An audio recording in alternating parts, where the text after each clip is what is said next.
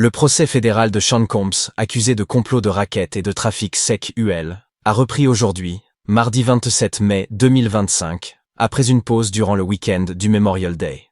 Il s'agit de la 3e semaine d'audience, avec déjà 16 témoins appelés par l'accusation.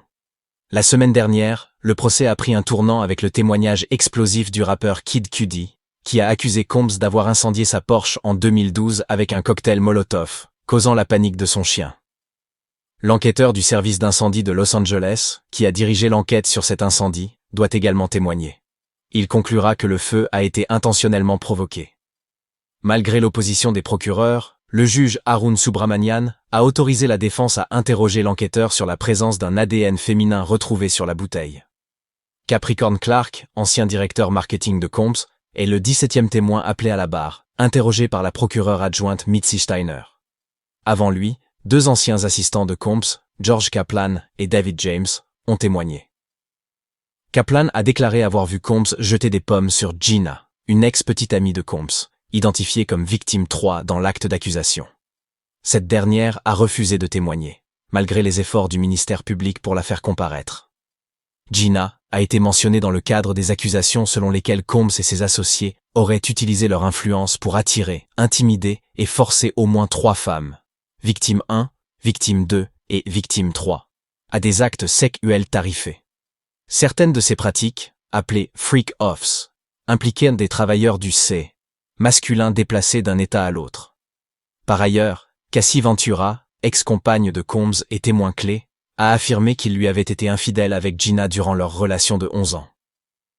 Kerry Morgan, ancienne meilleure amie de Ventura, a confirmé ce récit. La mère de Ventura a aussi témoigné, révélant avoir dû contracter un prêt de $20 000 pour rembourser Combs, qui, furieux de la relation entre sa fille et Kid Cudi, réclamait l'argent dépensé pour elle.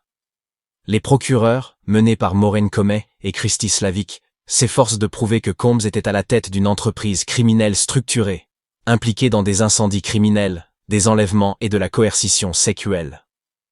Selon l'analyste juridique de CNN, Joey Jackson, ils doivent encore démontrer la continuité de l'activité illégale dans le temps pour établir le complot de racket. Combs a plaidé non coupable. S'il est reconnu coupable, il risque la réclusion criminelle à perpétuité. Le procès se poursuit sous la présidence du juge Arun Subramanian. Capricorn Clark, ancienne directrice du marketing de Sean Combs, avait déclaré qu'elle s'était impliquée dans l'industrie de la musique peu de temps après avoir obtenu son diplôme d'études secondaires, lorsqu'elle avait décroché un stage chez Def Jam Records. Elle avait expliqué que ses 2 parents étaient décédés peu après, ce qui l'avait obligée à commencer sa vie beaucoup plus tôt. Après Def Jam, elle avait travaillé pour Death Row Records, dirigé à l'époque par Suge Knight. Vers 2004, elle avait commencé à travailler pour Combs chez Bad Boy Entertainment en tant qu'assistante personnelle. Après un bref départ en 2006, elle était revenue en 2007 comme directrice du marketing pour Sean John Womens, avant de devenir directrice de marque mondiale en 2008. Elle avait été licenciée en 2012, puis avait travaillé de 2016 à 2018. 2018 comme directrice créative de Cassie Ventura. Le premier jour de travail pour Sean Combs, en 2004, Clark avait raconté qu'il l'avait emmené à Central Park avec son agent de sécurité, peu après 21 heures. Là, il lui avait parlé de son ancien emploi chez Death Row Records, et lui avait dit « Il m'a dit qu'il ne savait pas que j'avais quelque chose à voir avec Suge Knight, et que si quelque chose arrivait, il devrait me tuer. » L'agent de sécurité n'avait rien dit tandis que Combs la menaçait. Clark avait répondu à Combs « On verra bien. » Elle avait alors eu le sentiment de ne pas pouvoir le convaincre qu'elle était digne de confiance, regrettant de ne pas avoir été plus transparente sur ses antécédents professionnels. Lorsqu'elle était assistante personnelle de Combs, elle l'avait entendu parler d'armes à feu. Après un événement MTV auquel participait également le rappeur 50 Cent, ils étaient montés ensemble dans un ascenseur avec le manager de Combs. Ce dernier avait évoqué un différend avec 50 Cent et avait dit « Je ne fais pas ça, j'aime les armes », avec une attitude très sérieuse, selon Clark.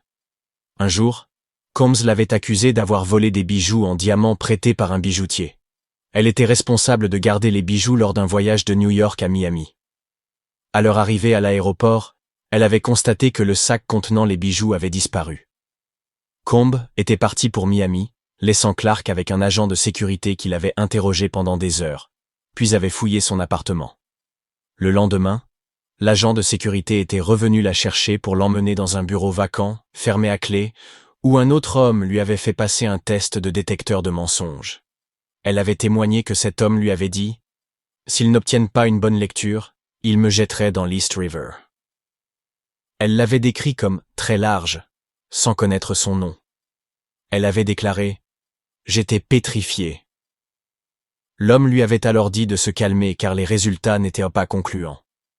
Il lui avait dit « Je n'obtiens pas une bonne lecture, vous devez le faire.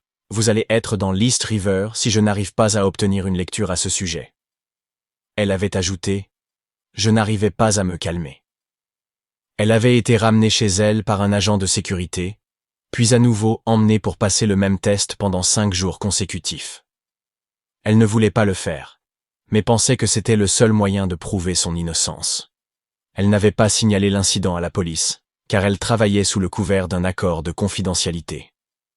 Le juge Arun Subramanian avait fait droit à l'objection de la défense à ce sujet et avait demandé au jury de ne pas en tenir compte. Après les 5 jours, le service de sécurité de Combs lui avait dit qu'elle pouvait reprendre le travail. Combs ne lui avait jamais demandé où elle était durant ces 5 jours et n'avait jamais parlé du détecteur de mensonges. Elle ne savait pas si les bijoux avaient été retrouvés. Clark avait témoigné avoir travaillé de 9 h à 4 h du matin comme assistante personnelle de Combs, sans pause pour les repas.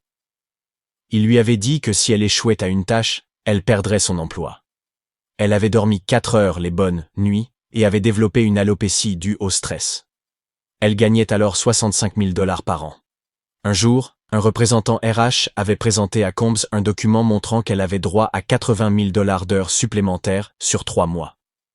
Il a déchiré le papier, avait déclaré Clark. Elle n'avait jamais été rémunérée pour ses heures. Lors des voyages de Combs, ses chambres étaient souvent réservées sous les noms de Frank Black ou Frank White, en référence à Notorious B.I.G. Clark avait dit « Je déballais tous ses vêtements, ses chaussures et ses effets personnels, et je les remettais à leur place. » Elle avait aussi indiqué qu'il voyageait avec une trousse de toilette contenant des médicaments, une boîte avec 4 appareils photo, une petite bouteille d'huile pour bébé et une autre de lubrifiant. Elle apportait aussi des bougies pour l'ambiance.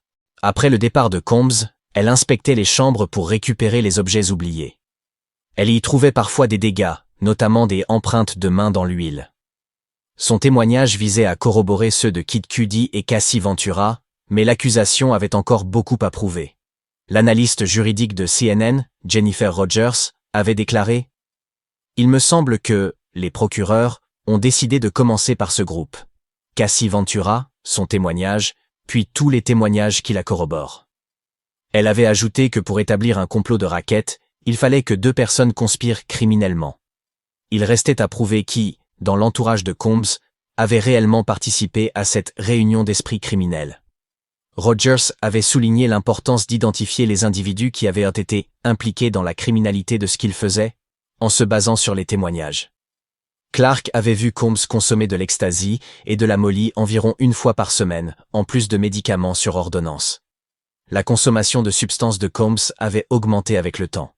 Un homme surnommé One Stop livrait généralement la substance à Los Angeles, parfois à Clark, parfois à Combs. Ce dernier lui avait demandé de lui procurer de l'ecstasy moins de 10 fois. Elle avait vu Combs proposer de la substance à ses amis et petites amies.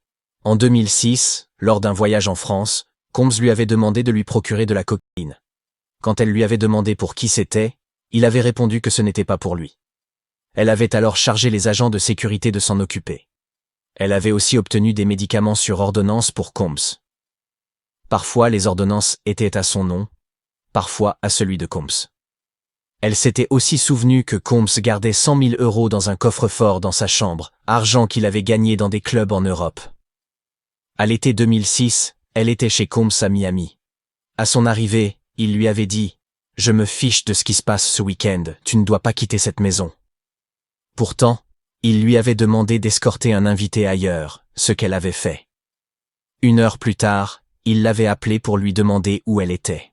À son retour, il lui avait dit « Voyez, votre problème est que vous voulez une vie, et vous ne pouvez pas l'avoir ici. » Il lui avait de nouveau interdit de quitter la maison. Le lendemain, elle avait confié au chef de Combs « Je déteste cet endroit. Le chef l'avait répété à Combs, qui l'avait immédiatement confronté. « Tu détestes être ici ?» avant de la charger. Il l'avait poussée sur environ 30 mètres, utilisant 75% de sa force. Un agent de sécurité était intervenu et lui avait dit de faire ses bagages. Clark avait quitté son poste après cet incident, disant que c'était allé trop loin. Elle était retournée travailler pour Combs, mais pas directement sous ses ordres. Elle avait accepté le poste de directrice marketing pour Sean John Womans, car elle ne voulait pas être aussi proche de lui. En 2011, elle était aussi directrice créative de Cassie Ventura. Combs avait l'approbation finale sur tout, apparence physique de Ventura, opportunité professionnelle autorisée ou non. Clark avait déclaré « Je ne voulais pas d'une telle proximité dans son orbite personnelle ». Capricorn Clark, ancienne employée de Didi, a livré un témoignage poignant et souvent interrompu par l'émotion, revenant sur une série d'événements alarmants liés à la relation entre Cassie Ventura et le rappeur Kid Cudi. Tout a commencé en décembre 2011, lorsque Clark a remarqué que Ventura passait du temps avec Kid Cudi. Un jour, Cassie lui envoie un message. « Peux-tu venir récupérer Cudi ?» Clark, consciente que Combs payait leur téléphone, lui répond immédiatement. Supprime ce message. Inquiète que Combs découvre la liaison, Clark conduit Ventura chez Best Buy pour lui acheter un téléphone prépayé. Mais l'alerte était déjà trop tard. Selon Clark, un soir de décembre, Combs s'est présenté à sa porte, furieux, le pantalon déchiré et une arme à la main. Par le Judas, elle aperçoit ses sous-vêtements à travers la fente béante de son pantalon. Il entre et lui hurle. « Pourquoi ne me l'as-tu pas dit ?» Puis, arme en main. « Habille-toi, on va le tuer. » Terrifiée, Clark s'exécute. Elle monte avec Combs et son agent de sécurité dans un véhicule. L'arme repose sur les genoux du producteur. Ils se dirigent vers le domicile de Kid Cudi. Clark reste dans la voiture et, sur un téléphone jetable, appelle Cassie pour l'avertir. Il est venu chez moi avec une arme. Il est chez Kid Cudi. Il va le tuer. Clark change alors le nom de contact de Ventura en Stormy pour éviter que Combs ne découvre leur communication. En fond, elle entend Ventura paniquer. « Il est chez moi !» Clark la supplie. « Cassie, arrête-le, il va se faire tuer. » Cassie répond. « Je ne peux pas l'arrêter. » À ce moment, Combs découvre l'appel. « C'est quoi ce putain de numéro ?» Peu après, Kid Cudi arrive brièvement en voiture devant leur SUV, puis s'éloigne rapidement. Combs le poursuit. Clark décrit cette course-poursuite. « Cela m'a paru durer une éternité, mais ça n'a pas duré plus d'1 minute. » Après l'épisode, Combs entraîne Clark dans une boîte de nuit voisine. Là, il lui ordonne d'appeler Ventura et de lui dire « Il me tient, il ne me laissera pas partir tant que je ne viens pas te chercher. » Cassie accepte. Une fois réunis, Combs exige que Clark et Ventura convainquent Kid Cudi de ne pas porter plainte. « Si vous ne le convainquez pas, je vous tue tous. » Clark répète à Ventura. « Si vous le dénoncez, il va nous faire du mal à tous. » Ventura répond. « Tu penses vraiment qu'il le fera ?» Plus tard, les deux femmes se rendent à la maison de location de Combs. Il les accueille en peignoir et sous-vêtements. Clark raconte. Il a immédiatement commencé à donner des coups de pied à Cassie. Clark et un garde de sécurité assistent, impuissants, à la scène. Il m'a dit qu'il me ferait du mal si j'intervenais. Clark s'éloigne sur les conseils du garde, laissant Ventura à terre. Elle appelle alors Regina Ventura, la mère de Cassie. « S'il vous plaît, aidez-la. Je ne peux pas appeler la police, mais vous pouvez. » Regina répond simplement « Je vais m'en occuper. » Au tribunal, le jury examine un email envoyé par Cassie le 23 décembre 2011 sous le pseudonyme Veronica Bang, dans lequel elle évoque les menaces de Combs. Clark affirme ne pas se souvenir avoir répondu à cet email.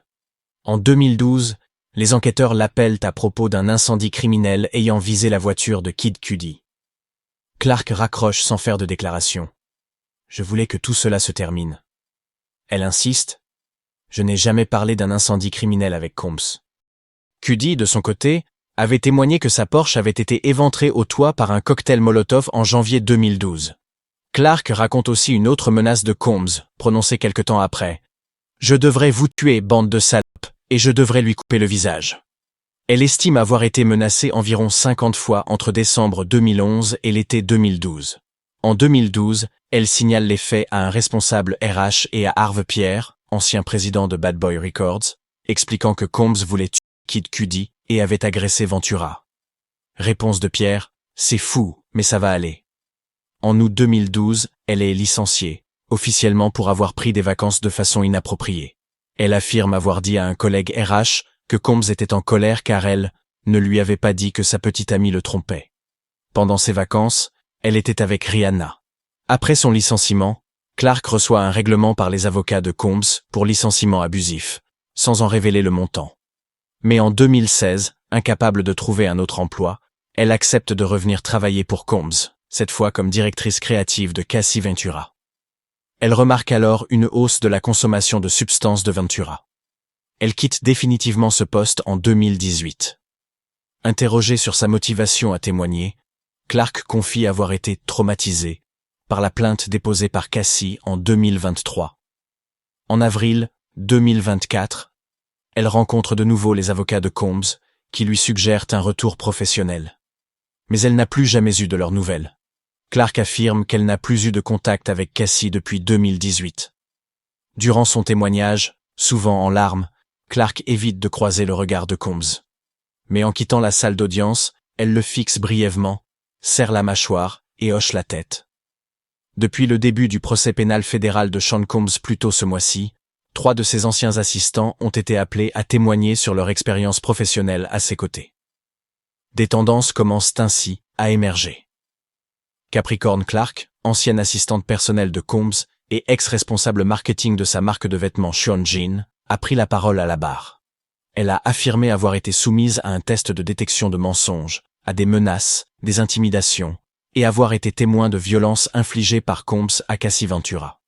Elle a aussi raconté avoir assisté à une scène où Combs est entré de force dans le domicile du rappeur Kid Cudi après avoir découvert sa relation avec Ventura. Kid Cudi a également témoigné à ce sujet la semaine précédente. Clark est la 3e ex-assistante de Combs à témoigner, après David James et George Kaplan. Son témoignage s'est poursuivi dans l'après-midi. David James, qui fut l'assistant de Combs entre 2007 et 2009, a déclaré n'avoir jamais vu personnellement de violence physique entre Combs et Ventura, mais a évoqué avoir vu Combs consommer de la substance.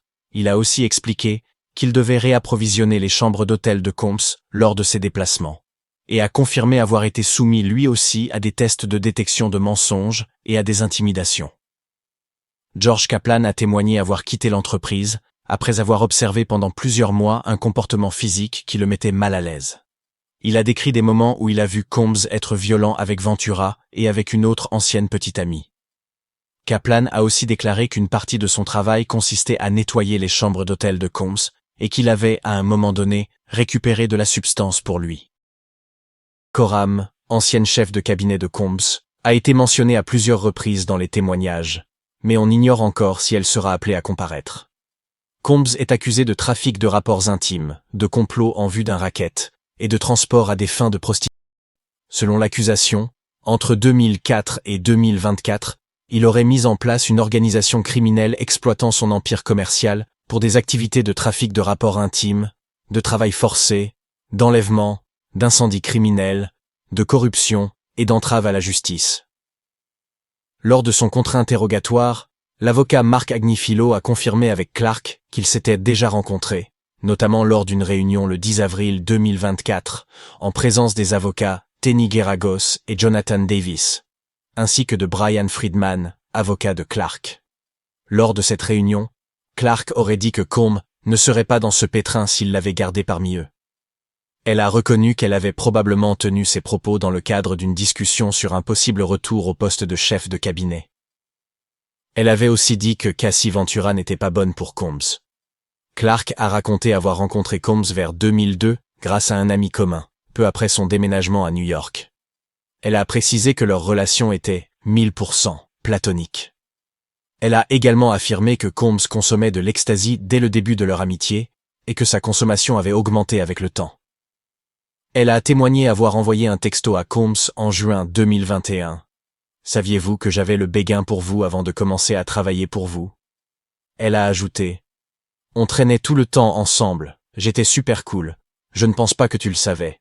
Je savais juste que tu aimais ma présence. » Bien qu'elle ne se souvienne pas d'avoir dit cela à Combs, elle se souvenait de l'avoir contacté à cette époque.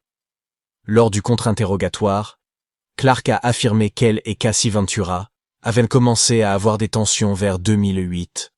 Elle a dit « Plus ça durait, plus elle était fière d'être sa petite amie. Elle est passée d'un mannequin plutôt gentil à une petite amie fougueuse. » Interrogée sur le talent de Ventura, Clark a répondu « Je pense qu'elle avait du talent. » Mais elle a estimé que ses prestations scéniques n'étaient pas bonnes. En 2016, lorsqu'elle a repris son travail pour Ventura, Clark a déclaré « Sa consommation de substances l'empêchait de saisir les opportunités qui s'offraient à nous. » Elle a aussi précisé que Combs avait mis à disposition de Ventura les meilleurs professionnels de l'industrie, et que celle-ci bénéficiait de plus de soutien que les autres artistes de Bad Boy entre 2007 et 2012. Même après 2012, Ventura semblait recevoir la même attention, selon elle. Clark, en tant que directrice créative en 2016, a conçu un nouveau look pour Ventura pour les MTV Video Music Awards, impliquant des cheveux teints en jaune fluo. Ventura avait validé l'idée, qui a ensuite été présentée à Combs. Clark a confirmé que Ventura n'avait pas été contrainte. Également témoigné avoir appris vers Thanksgiving 2011 que Ventura et Kid Cudi apprenaient à se connaître. Peu après, elle est allée chercher Ventura chez Kid Cudi. Elle a expliqué qu'elle savait à l'époque que Ventura était avec Combs. Agni Philo a suggéré que Clark avait affirmé à un agent de Homeland Security Investigations que Combs s'était présenté avec un agent de sécurité pour aller chez Kid Cudi. À la barre, Clark a nié cela, affirmant qu'aucun agent ne l'accompagnait, mais qu'un agent de sécurité avait tout de même permis à Combs d'entrer dans l'immeuble avant d'être licencié. Agni Philo a insinué que Clark était allé volontairement avec Combs pour éviter qu'il fasse quelque chose de stupide. Clark a répondu « J'y suis allé parce qu'il m'a dit que ça lui était égal que je ne veuille pas y aller. » Interrogée sur la jalousie de Combs, elle a répondu « Je n'utiliserai pas le mot jaloux, il a très mauvais caractère. » Concernant l'intrusion chez Kid Cudi, Clark ne savait pas comment Combs et son garde du corps avaient franchi la barrière. Elle a dit « Je priais pour que Cudi ne soit pas à l'intérieur. » Clark a déclaré avoir prévenu Cassie Ventura et Kid Cudi de la présence d'une arme. « J'ai dit, Puff est venu chez moi avec une arme, nous sommes venus chez Cudi pour le tuer. Et puis, j'ai entendu, ils sont chez moi ?» Ventura aurait mis l'appel sur haut-parleur. Avant cela, elle avait brièvement appelé Lauren London, comme une sœur, pour que quelqu'un sache où elle était. Elle a témoigné en larmes, « Il était dans la maison et s'il se faisait tuer, j'avais juste besoin que quelqu'un sache où j'étais au cas où tout tournerait mal. » Elle n'était pas certaine d'avoir parlé à London séparément ou via une conférence à trois. Clark a aussi raconté que Combs, à un moment donné, avait pris son téléphone, appelé Ventura, puis interrompu l'appel à l'arrivée de Kid Cudi, avant de le poursuivre en voiture avec son garde du corps. En consultant des emails envoyés à Combs en 2014 et 2015, Clark a fondu en larmes. Elle a expliqué qu'elle avait été officiellement licenciée en 2012 pour des vacances, mais pensait que Combs l'avait congédiée à cause de sa connaissance de la relation entre Ventura et Kid Cudi. Elle se sentait comme une protectrice pour lui. Elle a commenté « Ce mail, c'est moi qui supplie, genre, mec, laisse tomber. » Elle pensait aussi que Ventura voulait la virer. Cela la peinait de croire que Combs ne l'avait réembauchée en 2016 que parce que Ventura l'avait demandé. Lors de l'interrogatoire complémentaire, Clark a révélé que son accord de licenciement en 2012 incluait une clause de non-dénigrement mutuel et une lettre de recommandation que Combs n'a jamais signée. Elle n'a pas pu retrouver de travail dans l'industrie, se disant « sur liste noire ». À une réunion supposée liée à un emploi chez Interscope, on lui aurait conseillé de laisser Combs tranquille, mais le juge a retiré cette partie du témoignage après une objection de la défense. Faute d'opportunité, Clark s'est tourné vers le conseil. « À ce niveau-là, il détient tout le pouvoir sur moi », a-t-elle dit. Elle a aussi témoigné qu'en travaillant pour Ventura, Combs devait approuver chaque tenue, chaque chanson et chaque événement. En cas de désaccord, il lui retirait son soutien. Arun Subramanian a déclaré qu'il pensait qu'il y avait un décalage entre la défense et les responsables de la prison et qu'il essaierait de les aider à trouver une solution. Les procureurs ont déclaré qu'ils prévoyaient d'appeler 4 témoins demain, un officier du département de police de Los Angeles, un enquêteur du département des pompiers de Los Angeles, Deontay Nash et une femme appelée Mia, qui est l'une des anciennes assistantes de Sean Diddy Combs et une victime présumée. La procureure Maureen Comey a déclaré qu'elle pensait que l'équipe entendrait les 4 témoins demain. Arrivé jusqu'ici, Abonnez-vous à la chaîne pour nous soutenir et nous encourager à continuer à vous partager jour après jour les mises à jour sur cette affaire.